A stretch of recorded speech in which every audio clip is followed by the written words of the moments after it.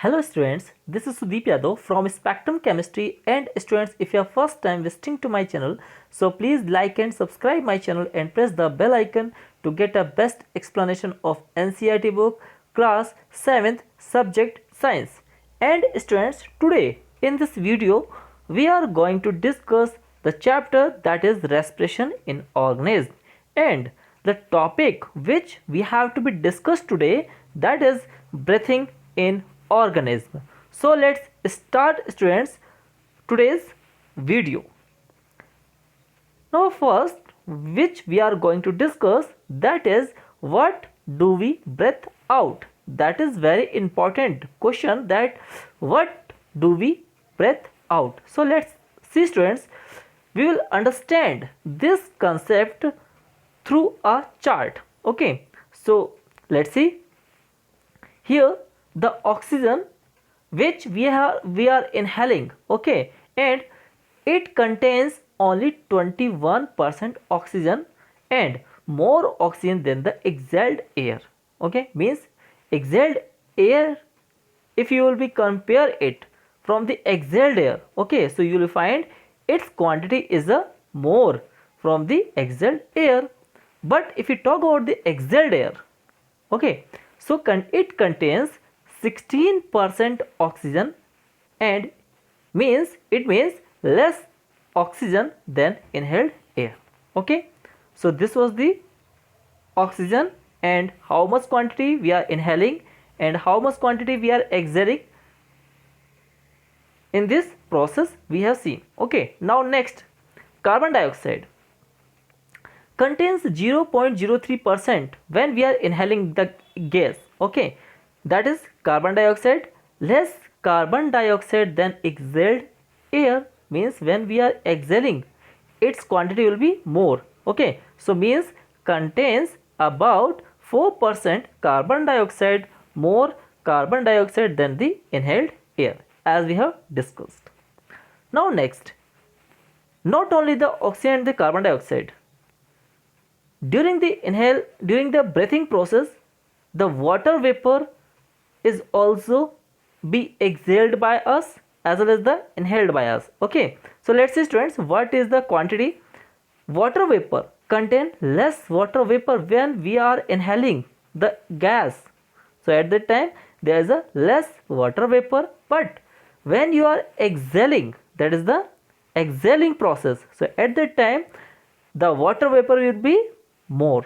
Okay, so that is very important.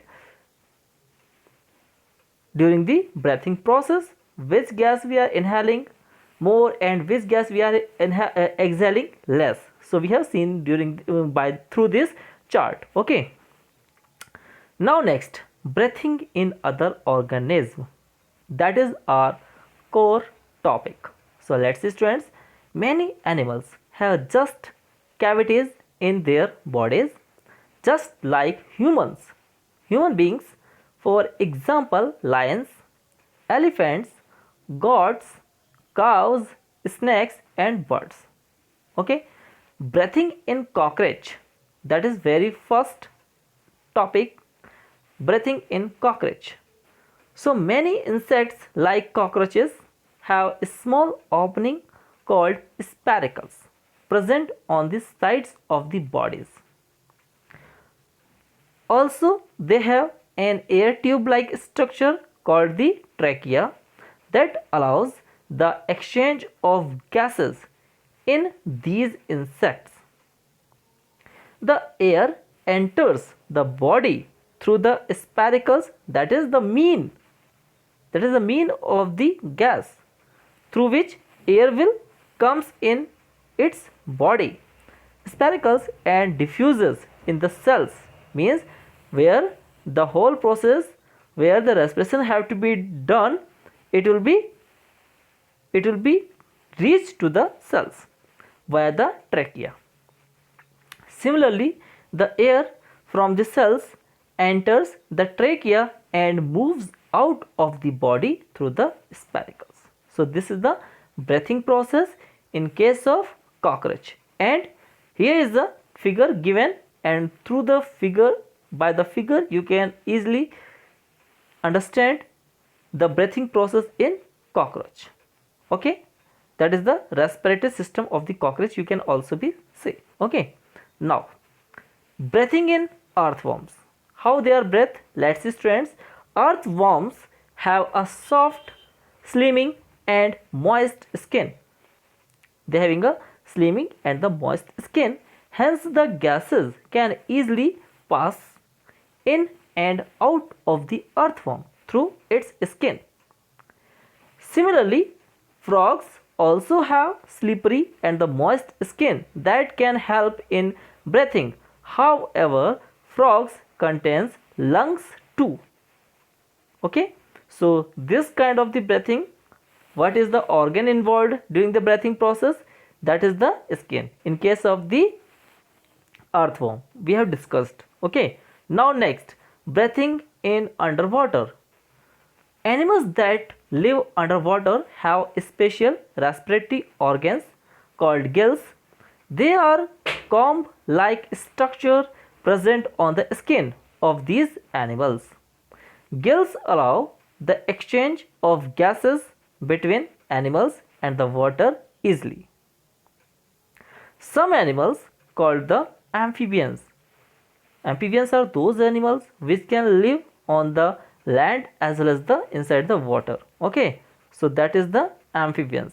Amphibians can breathe on land by lungs, means if they are traveling, if they are moving on the land, so at that time they will respire through the lungs and through moist skin under the water, and when they are and they will enter inside the water, they will use their skin, that is the moist skin, and through the moist skin they will respire or they will breathe. Okay, for example, frogs and the toads both are the example of the amphibians. Students, in this figure you can see this is the fish and it having gills. Okay, and gills are helping to fish to do the respiration process inside the water. Okay, now next, respiration in plants. We know that plants also respire, but what will be the time? What will be the time when they will do the respiration process? So especially they do the respiration process in the night. Okay, so they take in the carbon dioxide present in the atmosphere and use it in the process of the photosynthesis. This is the different process. Okay, the photosynthesis process is a different process, but respiration process is a different process. Okay, process of the photosynthesis to produce the food. As a result of the photosynthesis in plants, they release out oxygen in the environment. Okay, but in the respiration process, what is going on? Let's see students, you can guess what will be going on in the night during the respiration process. They are getting the oxygen and releasing the carbon dioxide. Okay, so that will be takes place in the night. Okay, so let's see students, all the parts of the plants can independently respire, that is they can take in the carbon dioxide and release the oxygen on their own. The leaves of the plants have stomata present upon them, which are small pore like structures. They allow gases exchange in leaves. Fourth point, the woody stems of the plants also respire. This is because of the presence of the special tissue called the lenticles. The cells of this tissue have large intercellular spaces. They exist as dead cells on woody plants and roots and allow to the exchange of the gases. The bark of trees, although is impermeable to gases, hence these tissues serve an important purpose of respiration in the stems. As the name suggests, lenticles have a lens-like shape. Okay, you can see in this figure. The roots of the plants have hair-like structure on them, hence they can absorb the air present in the soil and Through this figure you can understand that carbon dioxide enters while water and oxygen exit through a leaf's stomata. So that is the process. Okay students, so now next topic, that is why plants can die if over watered. We know that the roots get oxygen from the soil. We also understand that the air in the soil is present between the soil particles. Along with the air, soil also contains some water or the moisture. If we overwater the plants, the spaces between the soil particles get clogged. As a result, the roots will not be able to get enough air and the plant can die. So that is the reason behind it, how plant can be die, how plant cannot be survive if you have done over watered on the plants.